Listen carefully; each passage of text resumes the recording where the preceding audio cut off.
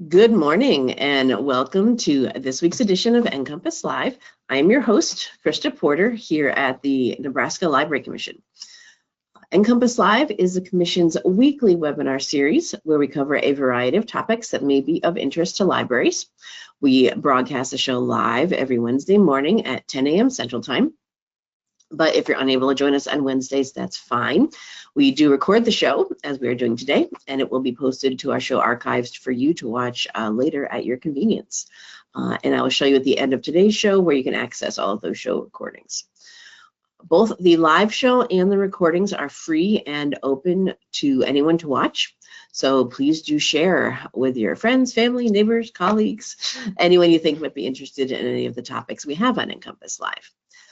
For those of you not from Nebraska, the Nebraska Library Commission is the state agency for libraries, so similar to your whatever state library. So we provide support and training and consulting and grants and databases and all sorts of things to all types of libraries in the state.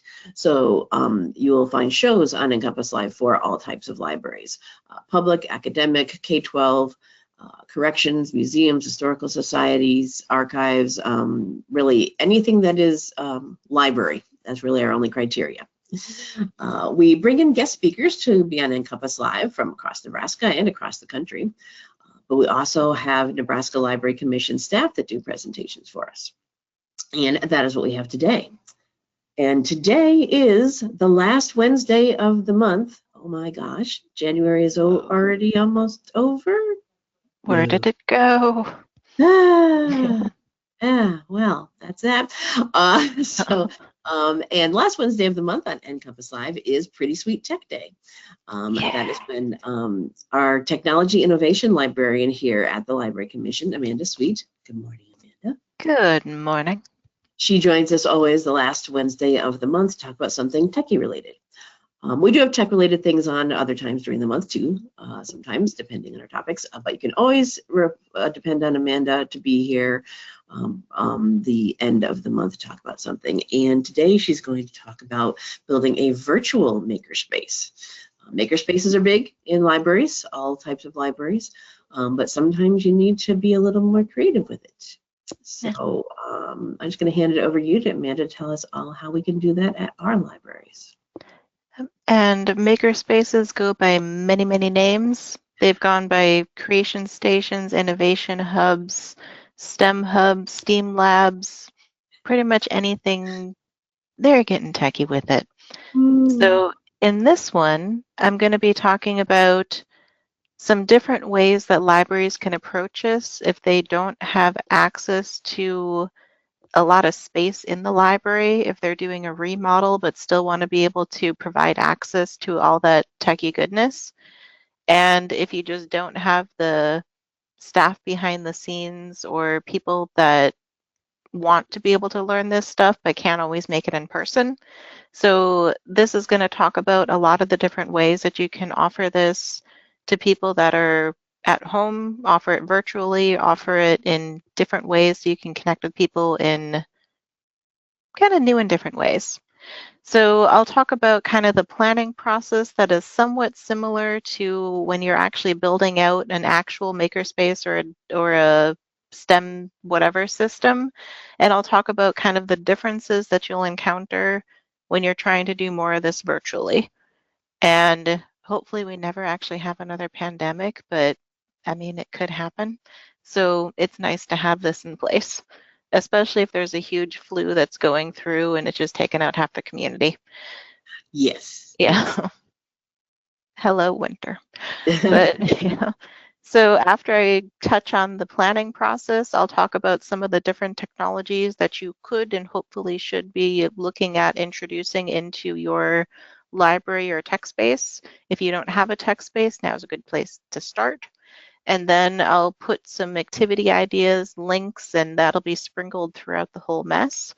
And then I'll go over into some specific activities that you can do using specific resources that I point out. You'll learn about how robots don't always have to be a physical thing sitting on your counter. You can also just do them virtually or start digging into virtual simulators. And there'll be some links to some make and take kit options. Those aren't new, so I just put in links to it so you know where to get them. All right, so the first set of this is every library that I talk to that's trying to figure out how to build out a makerspace or any sort of tech activity or service, half of them want to skip this part, and I don't know why. Mm. I guess maybe it's just faster or easier, or they'll tell me I want to build something for everybody, and I'm like, I appreciate that, but it's hard. Yeah.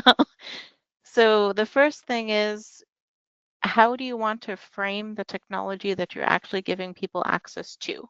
Because you'll choose different equipment if you're going to be working with early education versus if you're going to be working with entrepreneurs and innovators, and if you're trying to reach a different target audience. And this is also using these virtual resources and lower cost resources and free resources is actually a really good way to kind of pilot and prototype different services to find out how you can reach and bring in different audiences that you didn't already have before. So some of the entrepreneurs may not see the library as kind of like the place to be in techie land, but we can show them something different. So I'll talk about some of the different ways that you can do that. And I have some links to planning guides. I don't remember if I put them in this deck or this slide deck or a different one, but I will pop them open. And then the next one is, most libraries want to know, out of all the technology that's out there in the world, which one should I actually be prioritizing and why? And that will be heavily contingent on who you're actually trying to reach and how. So I have some guides that usually this is easier for me to do in kind of a conversation where I'll ask who you're actually trying to reach and what you're trying to do. And then I'll just pluck out the technology that is most helpful for them. But I don't know, it's a whole thing. So once you actually choose the type of technology that you're interested in, the type of activity that you're actually going to be doing is based on the current technology comfort level of your staff and what people have time and are willing to actually learn in-house versus who you can get to come in as a volunteer, who you can partner with in the community, and how you can start expanding out your capabilities in the library. So for example, if you chose to introduce artificial intelligence, which is the name of the game in pretty much every conversation everywhere, there's about a jillion and one different activities that you can choose from. I curated a bunch. Stay tuned. But if the one that you actually choose is going to be the one that your staff is comfortable with or who you can refer to support organizations.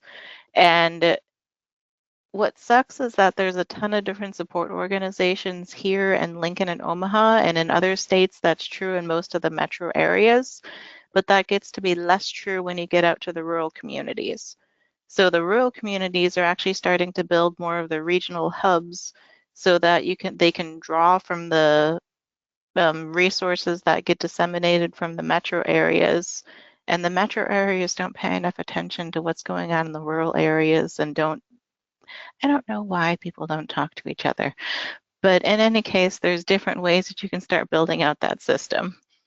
And then once you choose the type of tech that you're actually going to give access to, you have to write a policy so that if you're going to be sending a tablet or some sort of phone home with patrons so that they can use a robot or so they can access some of these different online services, that if that kid that's actually accessing that tablet goes onto their home Wi-Fi and gets onto websites that they're not supposed to get to, that liability doesn't fall onto the library, because you have to write an internet use and device use policy that says we made it clear that some of the content, we have built-in content filtering in the library itself, but once the device goes off-site and is connected to a separate Wi-Fi or internet connection, some of that content filtering is device specific, but some of the content filtering is based on the internet connection. So clarifying that, and so that's the internet side of it. And some of it is going to be if we send this equipment home with you and it's damaged or your kid chucks it against a wall, then you're liable for replacing it. And I mean, we all hope that that doesn't happen, but I've seen some weird stuff happen with the tech kits that I distribute even here. So yeah, stuff happens. Write a policy. And then the last one is, now that the library is venturing out into areas that they did not necessarily venture out into before, and you're reaching different audiences, you need different mechanisms to actually reach those audiences. And usually that sometimes the flyer works, but a lot of times you have to start attending different events and going to different things that the library didn't traditionally go to, and start building out partnerships and starting to get word of mouth going in different ways. So it's a whole thing. But most of this session is going to be about the type of equipment and what you can do with it and alternative access points. So if you've read any of the Makerspace guides, and you probably have stumbled across most of the equipment on here, this would be the fabrication equipment. And these are the 3D printer has probably been the most popular machine on here, followed by the laser cutter and probably the vinyl cutter. I see a lot of sewing machines that are going out there, but some of this stuff can be really expensive. Like there's lower cost versions of a laser cutter like the Glowforge, but there's also the really expensive ones like these can get pricey. And 3D printers have a terrible tendency of jamming up a lot, and you have to get a lot of replacement parts and maintenance. Sometimes you have to bring a technician, pay someone to come out, or like sometimes you actually have to mail the part in and get it mailed back. And not all of the vendors actually have repair and replacement contracts that are easy to access. If you get a 3D printer that's based out of Europe or the UK, sometimes their repair and maintenance is only available to Europe and the UK. So you have to find out if there's a US service provider that will actually fix the dang thing when it breaks. Sometimes there is, sometimes there isn't. So my point is that sometimes it's not realistic or feasible to actually have the equipment on site, especially if you don't have someone in-house that is comfortable learning it, or you've been going through a lot of churn lately and you have new people coming into the staff all the time. So this can be a challenge. What you can do to get around that challenge, oh, that 3D printed hand looks way creepier than I intended. But, It's fine. Right.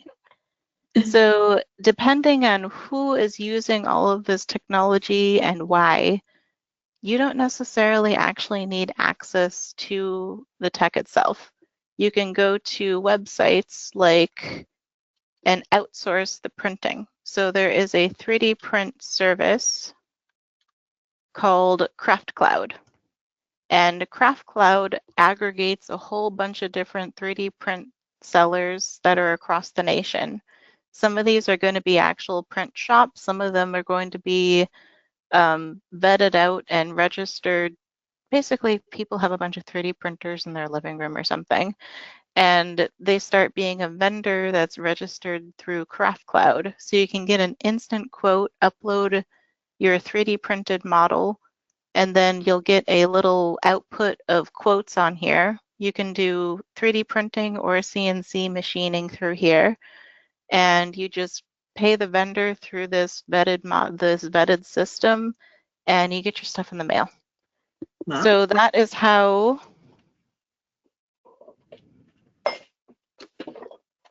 some of the robotics kits. This is the service that I went through to get some of the 3D printed accessories for the robotics kits and Ozabot and stuff. So they work and you get your stuff. And it was actually getting a bag full of equipment for 16 different robots. Each robot had 3 pieces 3D printed, and it was about $167, which is considerably cheaper than actually getting your own equipment, maintaining it, and all that stuff. You can also choose a seller that is closer to you geographically, and sometimes that'll lower the shipping cost. And it'll also, the cost of the material is baked into the quote. So it's a whole thing. So when you're running, it's actually very good. Yeah. no, it's actually a remarkably good price because they're able to print in volume and they're able to order their filament in volume. And this is like what a lot of these people do. So, and since they have like multiple different types of materials that they can print from, you can choose the different type of filament. Now the library isn't locked down to the type of material that it's printed out of. Because if you chose a printer that only prints in PLA, but you have a D&D group that wants to print in resin so that they can paint the stuff and that it'll look smoother and go down to a more fine detail. Now you can just say, okay, we'll lead a session in here. You can access the software through the library. We'll send it over to Craft Cloud and you'll have it in, I think this one probably took maybe a week to get. Most of these places are pretty quick because it's just what they do. Yeah. So we have a question. Do they, so would they send it to the library or would you be able to send it to the actual person who wanted it? Either way, they'll send it to whatever address you put in there. If you're doing it with a classroom group and you're trying to print objects on behalf of a classroom, I recommend sending it to the school or the library because you don't want to disclose the address or contact information of any students. And so if you're working with anyone under 18, I recommend sending it to the library. Some of the patrons will just say, send me the link to Craft Cloud, I'll do it myself. Some of them, if you order stuff in bulk through the library, so if you lead a session that has 20 different attendees and each different person makes a little design, then half of your class is going to say, this was fun, I just wanted to know how to use the technology, I don't actually care about getting the thing.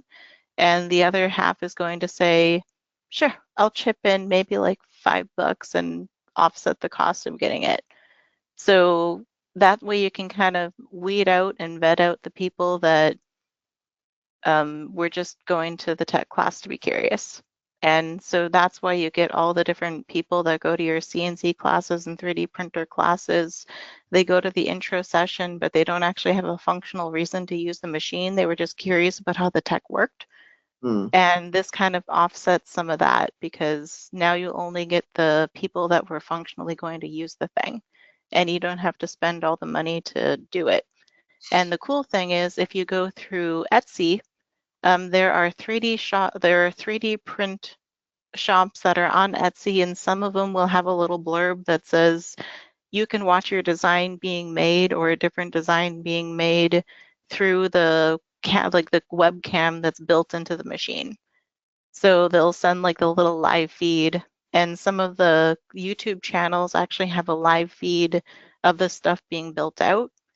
And if your goal was to actually encourage entrepreneurship and have people build out, start like a 3D print business, which is what quite a few of the libraries that I've talked to have said, is that they want their local people to be able to start a business. But logistically, they would not usually be able to use the machine that's available in the library to start their own business. Because if they get enough business to be able to join Craft Cloud and start becoming a vendor or a local print service, you don't want to be able to designate your 3D printer only to that person. You have other people in your community that are going to be using it.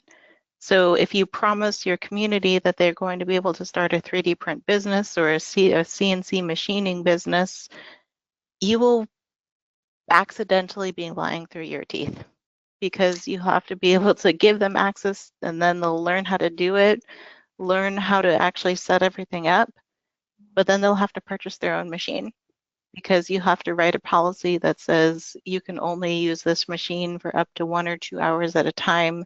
so that we can give access to everybody. Yeah. So if they get all these different orders and then they're not able to reserve the equipment in the library, their business goes under in like a week. And you really don't want, the library should not really be someone's business headquarters. Yeah. We can get you started with the information you need about it. We can, Yep. show you how you could use this piece of equipment, but now you need to find somewhere to actually.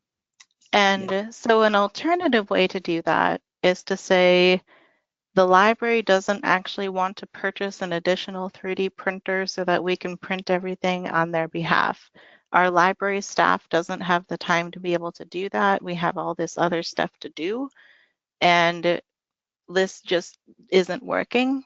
So we're going to actually work with someone in the community that we know wants to start a 3D print business. And then we'll start working with them to say, we're going to build out these 20 different these 20 different services. We'll use you as a vendor to be able to print out this different stuff. And all you'll agree to start doing viewing parties for classes or viewing parties for all this different stuff. And they'll do training sessions off site, and that'll take maybe an hour out of their production time. And then the rest of the day, they can be printing up a storm for the people that send in models locally. So instead of referring people to Craft Cloud, you'll refer people over to your local person. And now you're starting a business for one person, because if you tried to promise 20 people that they could be a 3D print provider for your local community, there's usually not enough business that would be going to all 20 of them to keep all of them afloat. There's only enough business usually to keep 1 or 2 people afloat. So why not just work with that 1 or 2 people? And then you can also start providing access to all this equipment that you wouldn't have done before. So these are some of the links to the outsource options. If you have someone who's super hardcore, they can also go to this manufacturing.com, and they'll be able to do advanced prototyping and send out different stuff and have it made over there so they can test it out while they're trying to start their own business or start their wherever. And they do multiple different technologies, so you're not just locked down to like one single type of CNC router. They do like a whole work with different materials, work with everything. So you can expand the capability of what your community can actually do and experiment with by going through here. And this is like, they just do a whole mess of different stuff. So if you have people that actually do want to do those advanced options and prototyping and actually turn this into a thing, like what all the makerspaces say that they want to do, if you get to this point, go here. Mm-hmm. And I will mention, because I don't think we've mentioned it yet, that the slides, there will be a link to the slides available. Yeah, I can.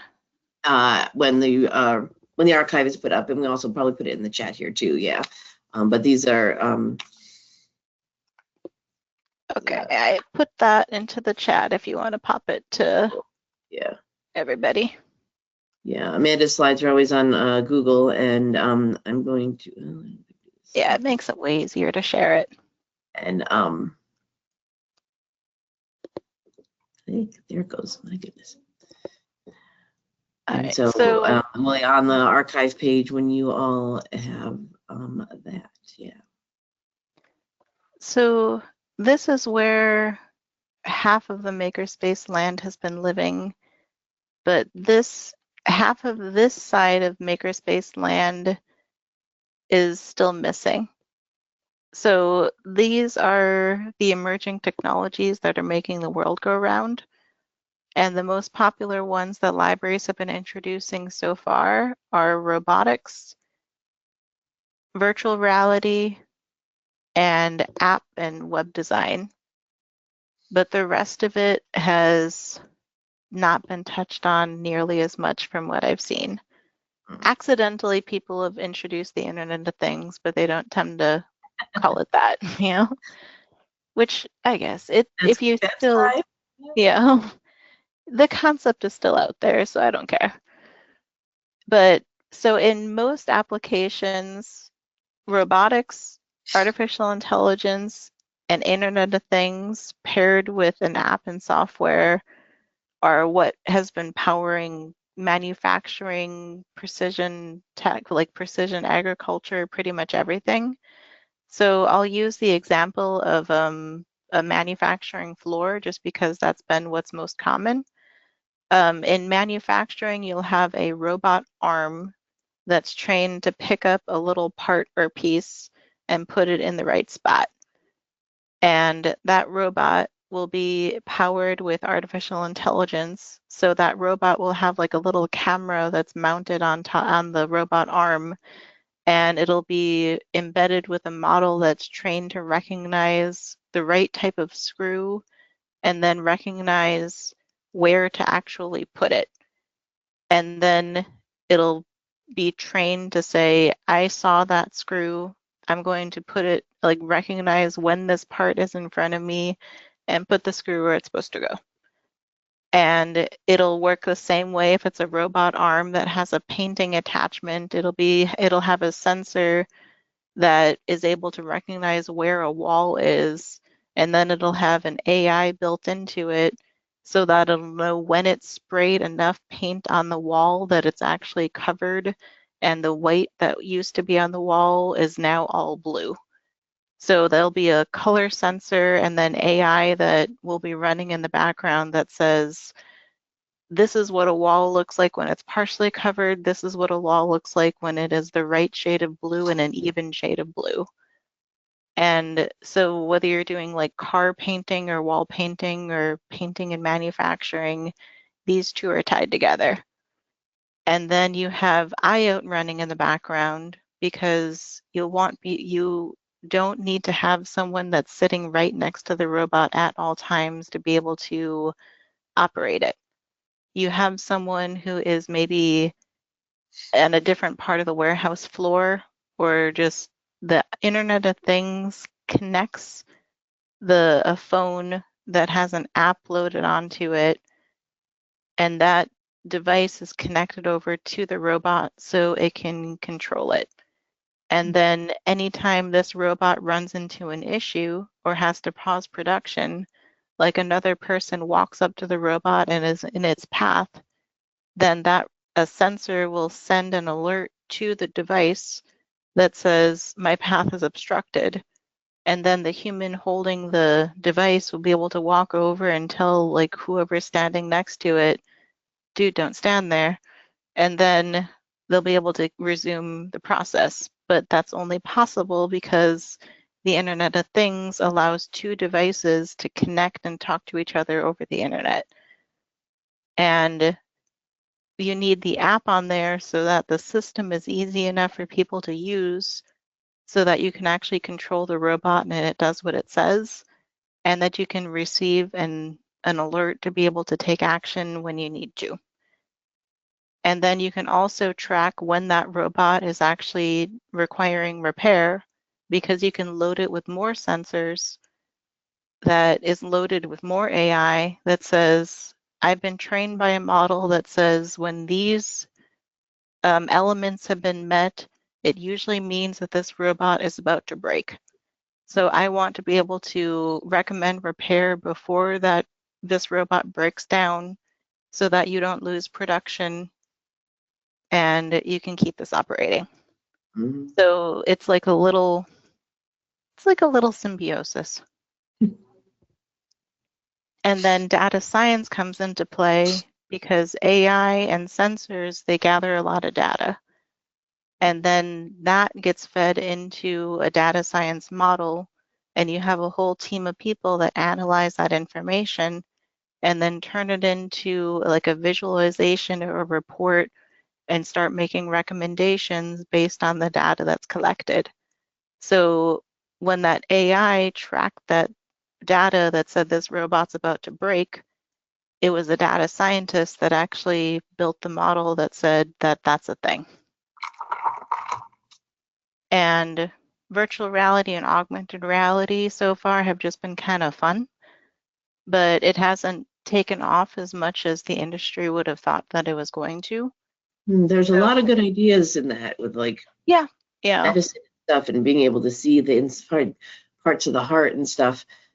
And I don't know that I've heard of it actually happening more in practice than just some of the, If you talk to like UNMC or like Johns Hopkins or some of like the research and the hospitals that are in practice, Mhm.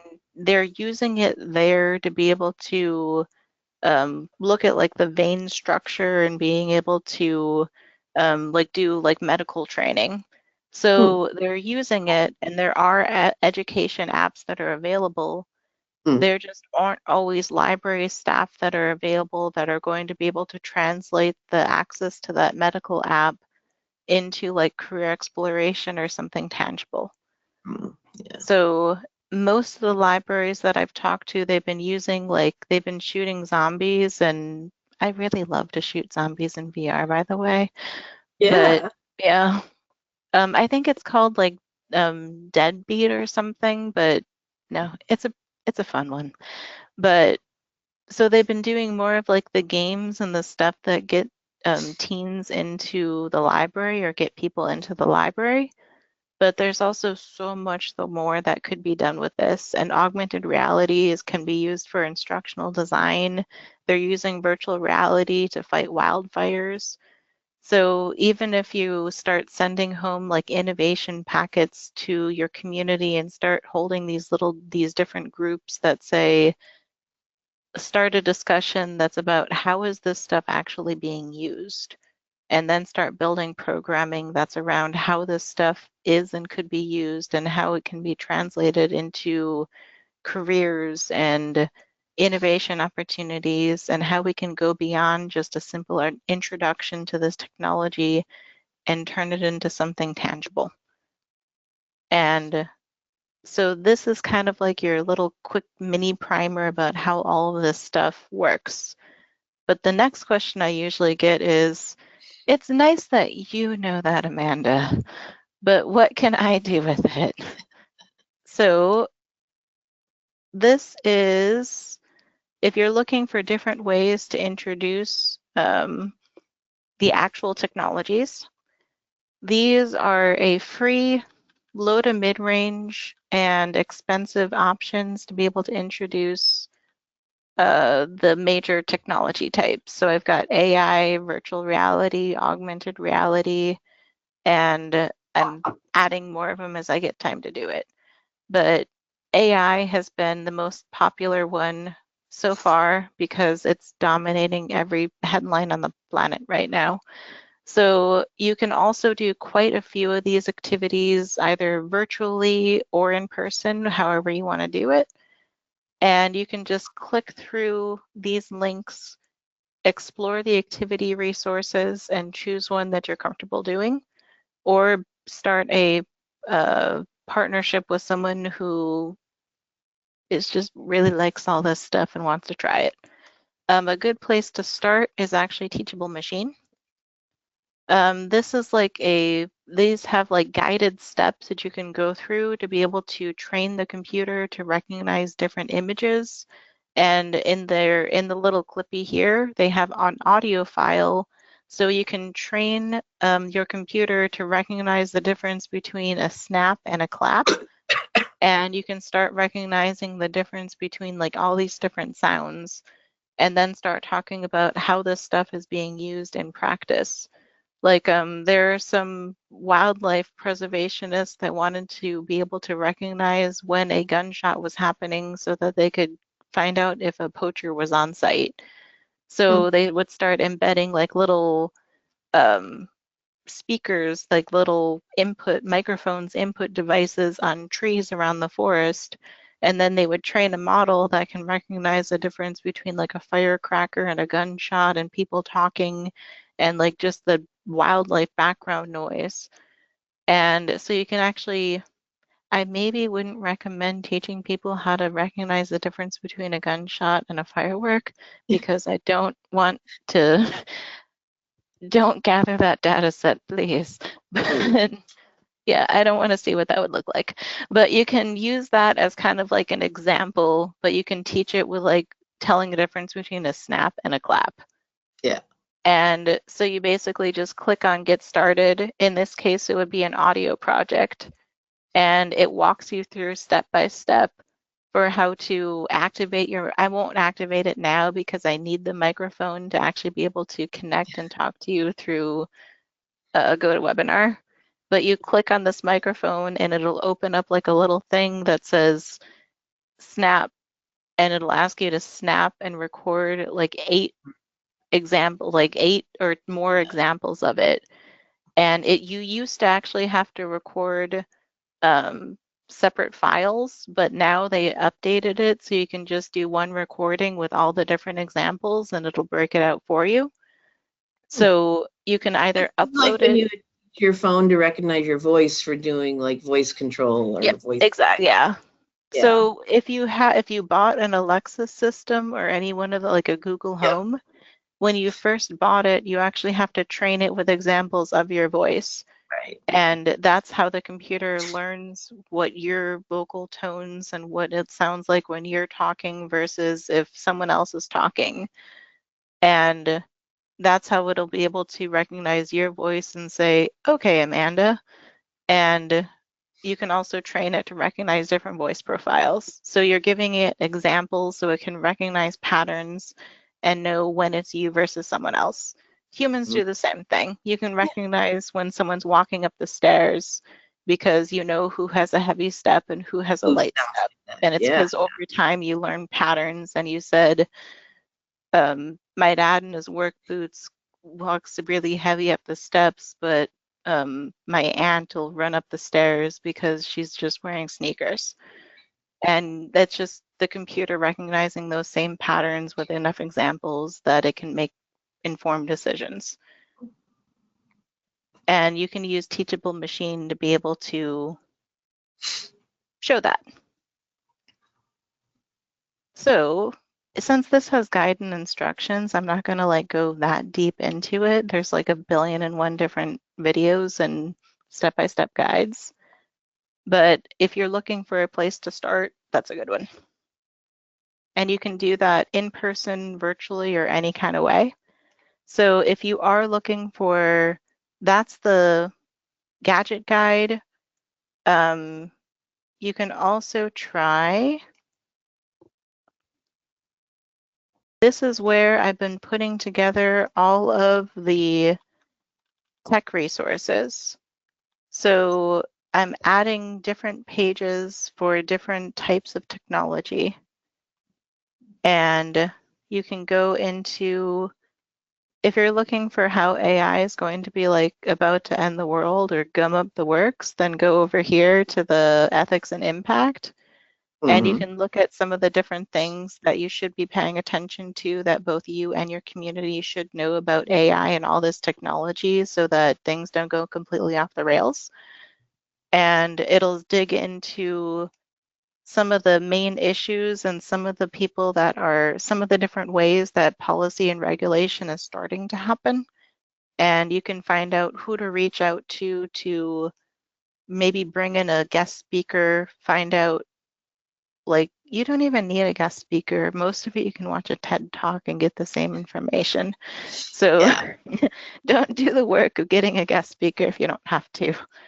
And you can also refer people over to these resources so that they can, most people just want to read it for themselves. They don't want someone else to tell them, they just want to get it from the source. And actually, that's not true. Most people do just want you to tell them and give them 3 bullet points, and then they don't pay attention to it again. So that's not TED true. Talks are good for that But though, because it's shorter than like bringing in a hour-long speaker. true. Yeah. It's shorter and easier, and sometimes you get the same or better information because you can um, vet out the video that you send over and it'll have the info that you actually wanted to give instead of rolling the dice. Hmm. But talking to a human has its benefits. But what most people will use is in the AI activities for a range of different target audiences.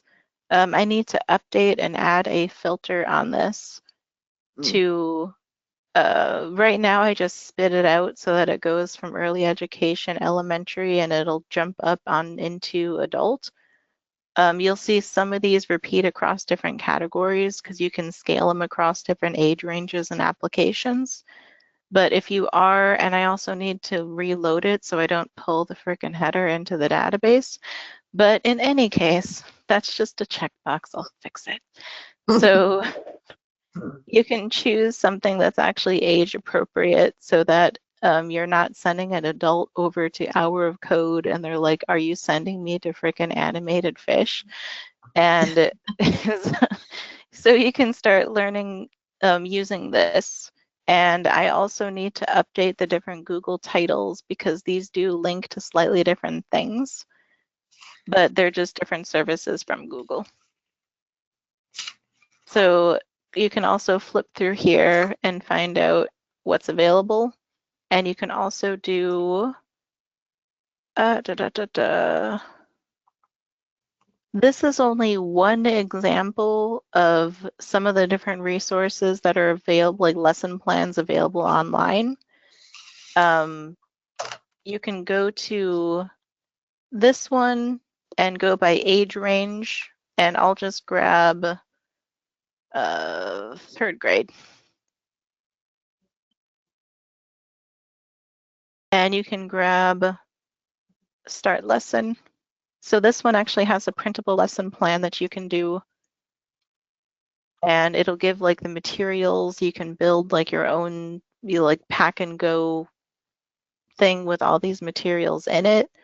At one point, they actually did tech kits that you could order from them. I don't know if they still do that anymore. Do you know? I don't know. I'll have to ask them about it, but so I chose this one because it's local, but this is only one example of it. There's also Rosie Riveters that does STEM activities. And they also do the lesson plans that are available on the website. So if you go up into resources,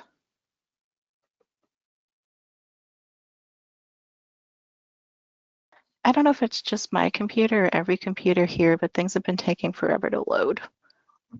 So you can choose, and this one I like because it also has recommended books that you can start doing curated collections, but you can go by, well, grab biology. And you can start teaching people how biomechanics works and all this different cool stuff. And these are just, you can grab it, go through the activity, and awesome times were had by all. So let me go back up here and I'm actually going to add this here because for whatever reason, I didn't add it yet.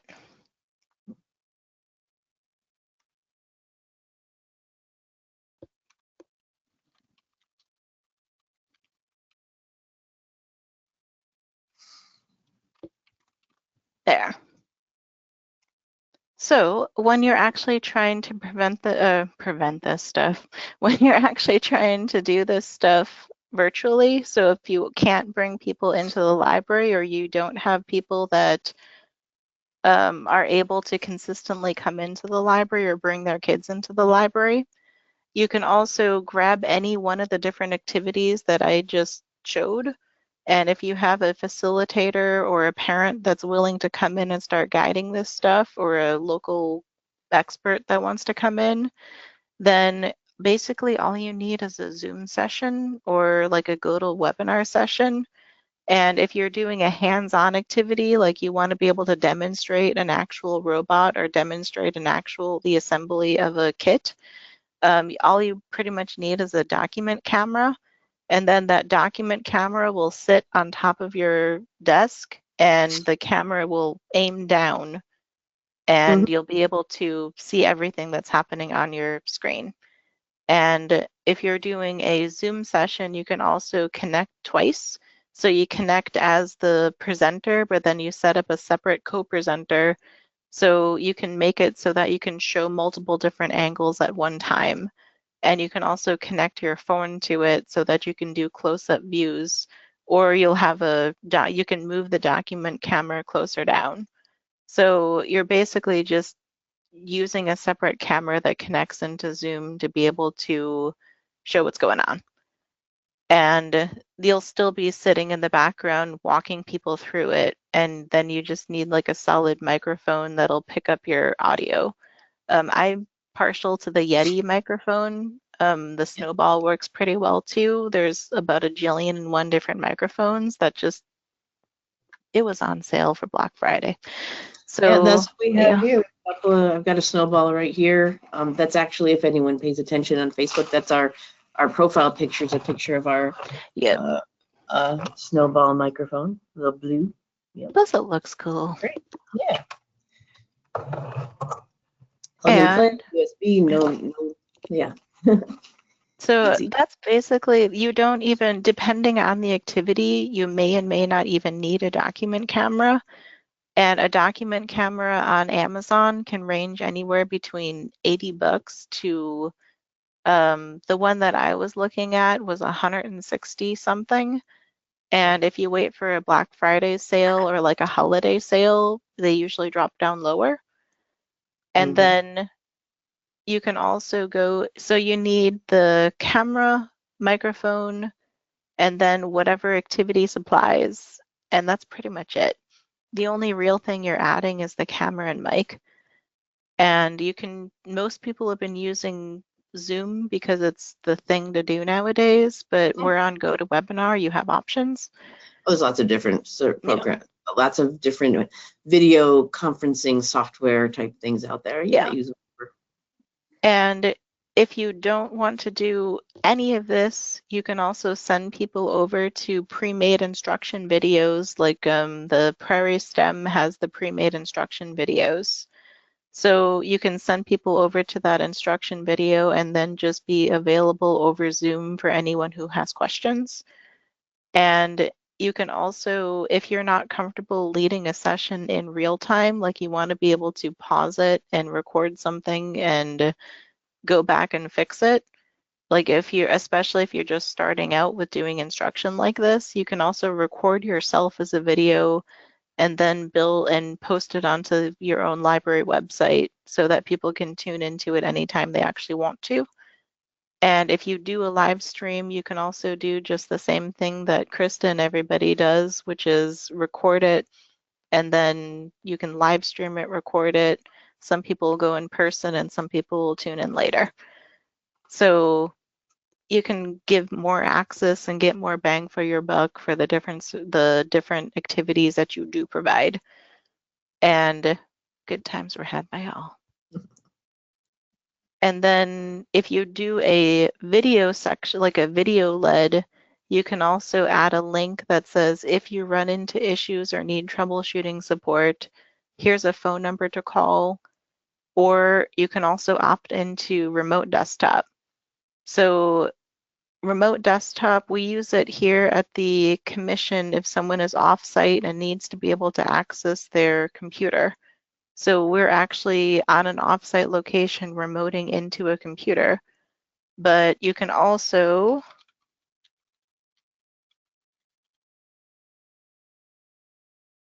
use something called Chrome Remote Desktop. This is only one of a bunch of different options that offer this. But when it loads, which will take a second, and the fun fact is that a good number of the apps and a good number of the robotics websites, they work best in Chrome. So this is just the one that I wound up using. And now that I think about it, there's a 50-50 shot that the state will actually block access to the remote desktop, but we'll see if this loads. Okay, there it is. So and this is true if you're doing a STEM or STEAM activity or any type of like digital skill training or anything, if you're on the phone with somebody or if you're on Zoom with somebody, then they tell you that they cannot find the thing that you're telling them to look for, and you're on Zoom or on the phone going, but it's right there, then you can tell the person to go to this Chrome remote desktop, and then you can choose one of these options. You can access your own computer from a remote location, which I've done sometimes, or you can you can tell the person to pull open this website and click on this button that says share my screen. When you click on the button that says share the screen, there'll be an option to connect to another computer. And they added a security feature so that you have to enter an access code. So you do step 1, which is share your screen, and that'll download the desktop extension that makes that possible. I won't do that just because I don't want to dig out the password to install an extension right now. But when you do that, you'll be asked to generate a code. And then when you enter in, like, the code will be given to the person who's trying to connect. And that's how you know that it's the right person. You'll enter that code and hit connect. And then you'll be connected in. So this is how you can get into someone else's computer temporarily, and the patron computer will have the option to boot you out at any time. So yeah, this is really effective, but some people feel comfortable using it, some people don't. If people don't, like 9 times out of 10, people will trust the librarian and just say, just do it for me. And then Yeah. and you'll go in and you'll click the thing, and then they'll go, thank God. And then you'll go out and then it'll be done. But if they're not comfortable doing this, you can just do a Zoom session and do a Zoom screen share. And it's usually easy enough that you can just say, do you see that little blue button that's down at the left-hand corner where it looks like 4 squares stacked on top of each other in a bigger square? And click on that and type in the name of the app that you're looking for. And then you'll be able to point them over to exactly what you need. So it's just a helpful tool. There's also videos that show people how to use remote desktop, or you can record one and send the link over to patrons so that they know how to do it. This is also helpful for people that get help from their kids who live out of town, or their kids who just don't have time to go in to be able to help on site. Letting their kids go through and getting to their computer to just fix the dang thing is what most people want. Yes, so often my mom is like, the next time you're home. Yeah. You don't have to wait that long, really. We can do this better. And instead you can just say, here, click I'm going to email you this link to Chrome Remote Desktop. Click on this button, click on this button. Now don't worry about it. I'm going to move your mouse. You'll see your mouse moving on your screen. I'll fix the thing you need to fix, and then I'll get out of your computer. So if you're looking for other activities that you can do with gadgets that you have in your library currently, you can also use the remote control using the Finch 2.0. And this is actually how Finch does some of their training for professional development and some of their outreach to show how, demonstrate their robots. But if you have a physical robot that's sitting in your library or in your wherever, you can allow people to connect to that robot remotely. So you can have someone in their living room at home, and you can set up like a Zoom session so that when someone tells the robot to move forward and turn left, they'll actually see the robot doing the action in the library. And this is also a good way of showing how manufacturing works and how remote control works and how all this different stuff works. So I put the link to some different, like the actual remote robot activity and the bird brain if you actually want to try this out yourself. And this operates on Microbit, which also has a fun collection of other activities if you want to do make and take kits. So this is probably, at one point, this was $100, but recently all the prices for all the everything has gone up. So now I think it's at like I think it's still under 150 now. Mm. Now, it used to be $99, but we can dream. And just to get through more of these, you can also do, if you've seen the Ozobot robot, they also made an augmented reality version of it. Oh, nice.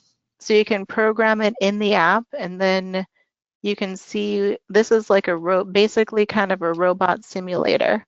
So in the real world, when people are designing robots and they're designing the space where the robot's going to go, they don't want to actually bring in the physical robot and try to test it out, and then it doesn't work 40 times, and then they finally figure out where to put it. They build a virtual robot and say, let's simulate what it would look like if it was interacting in this environment. Now let's simulate it over here. They do that 20 times, and then the 19th one was actually the best one. So now you can do that using the simulator using Ozobot.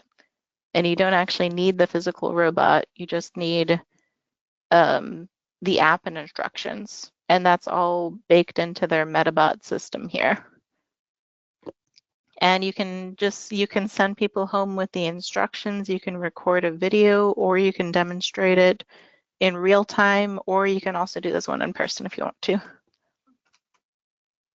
And then Dash has a similar virtual robot, but instead of using augmented reality, they built an entire simulated environment.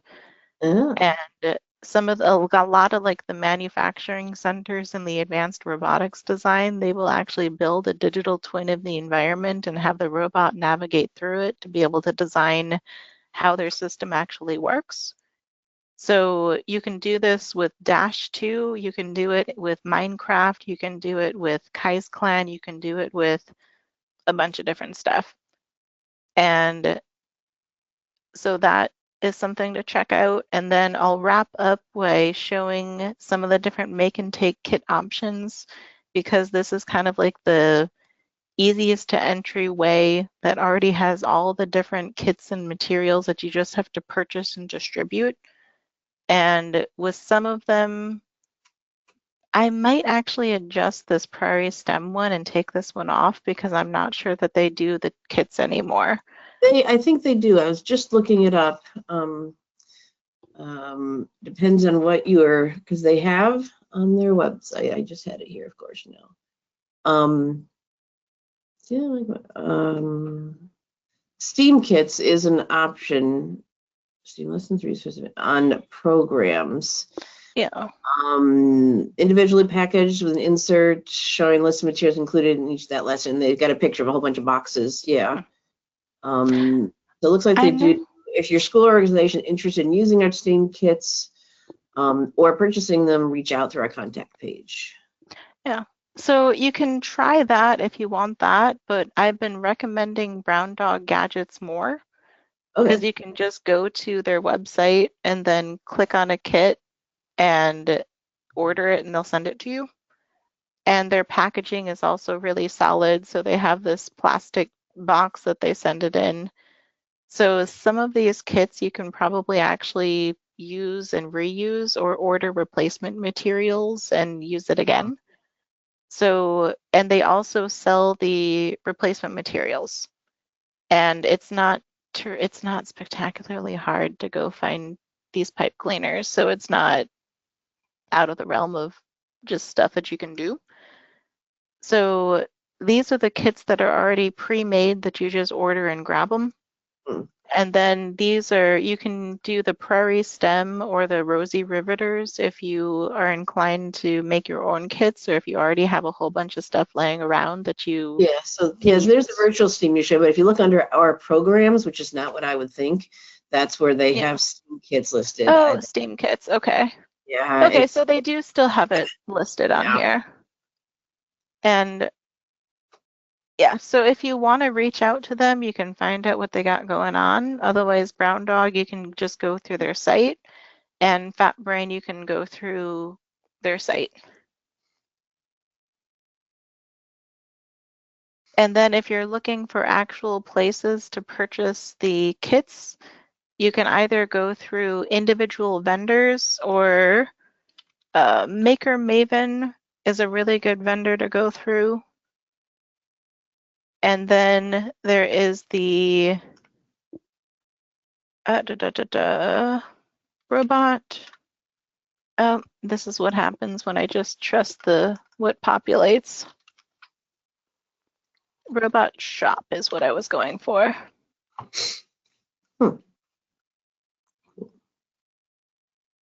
I would try Maker Maven before Robot Shop, but Robot Shop has more of like the wider range of vetted, curated robotics kits. So you can get from beginner to advanced, but this is like really specialized to robotics, and Maker Maven has like a wider range of stuff. And you can get your own robot dog from there if you want. that is true. And they do have a robot dog that's by, I don't know if Robot Shop specifically has this one, but there's Elec Freak.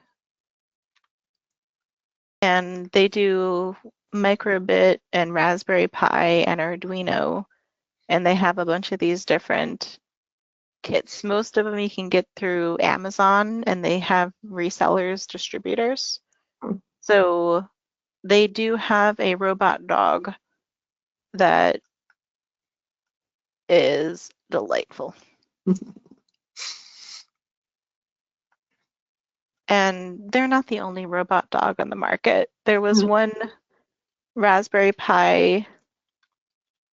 There was a Kickstarter that went out about 5 or so years ago that I was hoping would actually turn into a full-on kit, but I'm not sure if they ever actually did.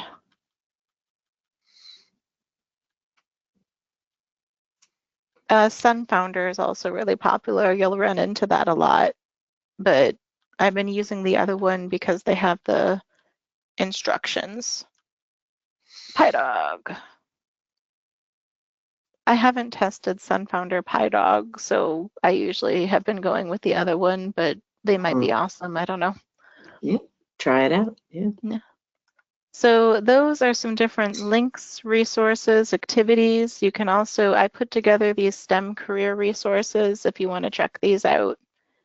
If you want to be able to show how these activities are sinking back into the real world, you can also go to kind of I put together these little infographics that say, this is a thing that you find in real life. These are some of the features of the thing you find in real life. These are how you can introduce the skills that are required for those features and say, why, yes, the activities that we do in the library do actually tie back to what we need in the real world. Yeah. Yeah. So you can flip through these, find out the different careers, find out all the everything. Everything is getting migrated over into this aggregated portal because I'm sick of going to 40 different links to get to all the different things. So it's just all it's all living here. So yeah, it gets there. So if there are any questions, I can answer them now. Otherwise, yeah, let's see. You can also email, call, do what you gotta do. Yeah, awesome. Yeah, does anybody have any questions? We only had one question earlier, and then you answered it before I needed to say anything, so that's fine. Does anybody have anything they want to ask of Amanda before we wrap things up, or anything you want to share about things you're doing in your library in this kind of way with the virtual version of Makerspaces, Creator Spaces, Innovation Labs, whatever you want to call your space? You can type into that questions section. I'll give you a few minutes to do that. The slides will be available, as I said earlier, in case anyone wasn't here for that. When we do we already have the link and it's out there into the chat.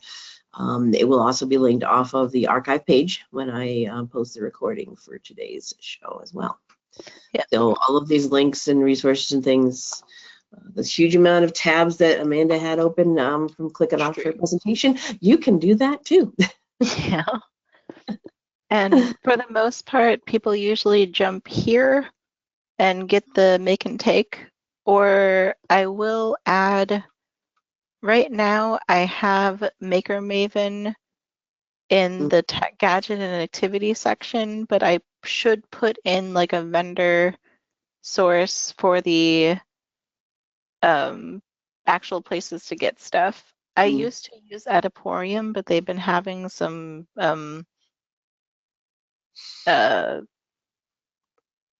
pipeline issues. Supply chain issues. Yep, that's the one. So I may as well just do that now. Yeah, sure.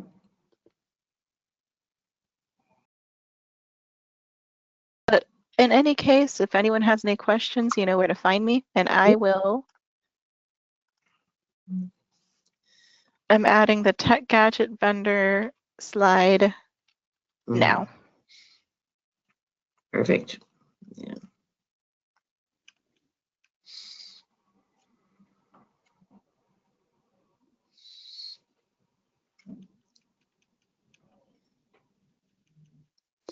I'll add Brown Dog again just because I like them. They have really good packaging. And instructions. It's all about those instructions.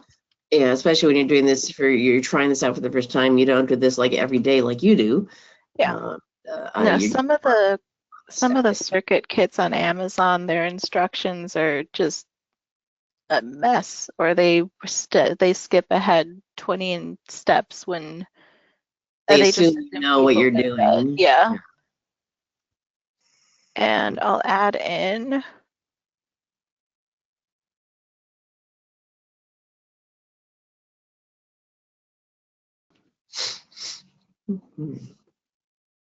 oh, and I will stop my screen share because I'm about to go through about. That's okay. Here, I'll pull presenter control over to my screen here. So there we go. So that I can. It's going to take a few searches till I grab the one that I actually needed because the title is similar. Okay, yeah. So I've got my screen up showing now here. So you can go ahead and do all you need over there, Amanda. And just like we didn't have any questions or anything at the end, that's not a problem. As she said, you can reach out to her if you do have any questions, want to know more about anything that she shared today. It was a lot of stuff. It is a lot, yes, which is great why you do so. The slides with all the links, and as I said, I've got the slides over here so that I will link to them when I get the archive up. Yeah, so thank you, Amanda. Thank you, everyone, for joining us. As I said, the show's being recorded. If you use whatever is your search engine of choice and type in NCompass Live, you'll find our main page here with our upcoming shows and our archive page. The archive page is also linked right here underneath our upcoming shows. Most recent sessions at the top of the page. So today's will be there. Should be there by the end of the day tomorrow, as long as YouTube and GoToWebinar cooperate with me. Everyone who attended today's show and registered for today's show will get an email from me letting you know when the recording is available. We also push it out onto our social media and things. We have a mailing list here, an email mail list for the Nebraska libraries. We also have a Facebook page for NCompass Live. So if you like to use Facebook, give us a like over there. We post reminders as a reminder to log into today's show, announcements about the next show, and then when the recordings are available. Here's when last week's recording is up. So you'll see it all out there as well. We use a little hashtag, an abbreviated version of our show name, NComp Live, anywhere we post. NCompass Live has its own page. We also use the Nebraska Library Commission's Instagram and their social media as well to post reminders. So if you want to keep up on what's going on with the show there. So, if you are in our show archives here, you can do a search and see if we've done a show on a particular topic if you want to. You can search our full show archives or just the most recent 12 months if you only want something very current. And we have that filter because if you can see over here on the right, there's a tiny little scroll bar here. This is a huge list, and I'm not going to scroll all the way down because that would be a lot. But this is our full show archives going back to when NCompass Live first premiered, which was in January 2009, which means, if you can do the math, 2026 is the 18th year of NCompass Live. We're an adult. Oh my gosh. Yeah. And you can see way back here in 2019, there was pretty sweet text going on. Can librarians teach robotics? But if you're watching any of our shows here, we have our full show archives here. So if you do watch something old, just pay attention to the original broadcast date. Everything has a date, so you know when it first happened. Some shows will be fine to watch, stand the test of time, have good, useful information still, but some things will become old and outdated. Resources may have changed drastically. Services might no longer exist anymore. Links may be broken. People will work at different places than when they presented for us. So just pay attention to that date. But this is something libraries do. We keep things for historical purposes. And as long as we have a place to host them, all of our show archives, which right now is the Library Commission's YouTube channel, we'll always have all of our shows available for you there. All right, a couple of last wrap ups here. Next week's NCompass Live, here's our shows for February, and I'll start getting the March dates up there as well. Amanda will be back on February 25th, as far as I know. That's the last the last Wednesday in February. Yeah. And I don't know, we don't have a topic yet for that, but we'll come up with something before then. I think Garner Holt chose March, right? Oh, wait, yeah. Or did they choose February? We do have someone we're in talks with. Oh, blah, blah, blah. I forget now. I think it was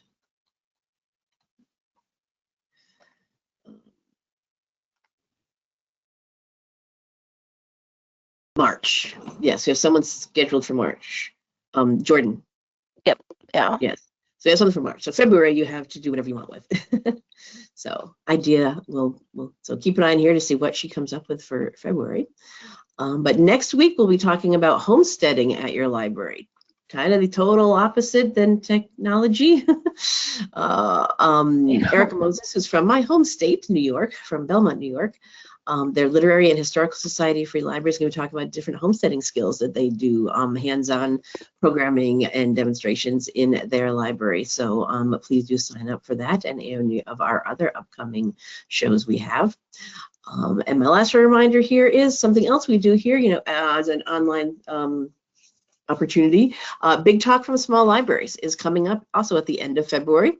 It is Big Talk for Small Libraries is co-sponsored by the Association for Rural and Small Libraries, and it is a free online conference where all of the presenters are from small and rural libraries, all with an FTE, so full-time enrollment if it's an academic, or a population served of 10,000 or less. So it is all the small and rural ones that we serve presenting about what they're doing at their library. It is always the last Friday in February. So it is Friday, February 27th, online using the same GoToWebinar software we are right now. This is the 15th annual Big Talk from Small Libraries. We're at 15 on this one. And you can register for it now. The full schedule is available here on our schedule page. So you can see all of the sessions that we have planned for the day. It is all going to be online for the whole day, and then the whole day is recorded. So you can watch the recordings later if you're not able to join us on February 27th. We have our previous conferences link here. You can see from last year, each recording is a separate session. You don't have to watch an 8-hour recording. I'm not going to make you do that. But each session is broken out into its own recording, so you can watch that. So if you aren't able to join us on Friday, February 27th. But please do sign up and register. We have some great sessions. We've got a mixture of public and academic libraries presenting for us, and we have presenters from 9 states across the country. So take a look here at our schedule. We have some great topics here: rural libraries and mental health, disability services, books unbanned, library boards, et cetera, et cetera. We have 7 7-hour-long, 50-minute sessions, 3 in the morning, 4 in the afternoon, and then in our lunchtime hour, we have 4 10-minute lightning round sessions, so some shorter ones there. So please do click on the registration link here and sign up for Big Talk from Small Libraries, our 15th annual. We got a lot of great programming and great things that our small libraries will be sharing. All right, so that wraps it up for today. Thank you everyone for being here. Thanks, Amanda. Good to see you. We will see you next month. Sounds like a plan. And hopefully we'll see some of you all on a future episode of NCompass Live. Bye-bye.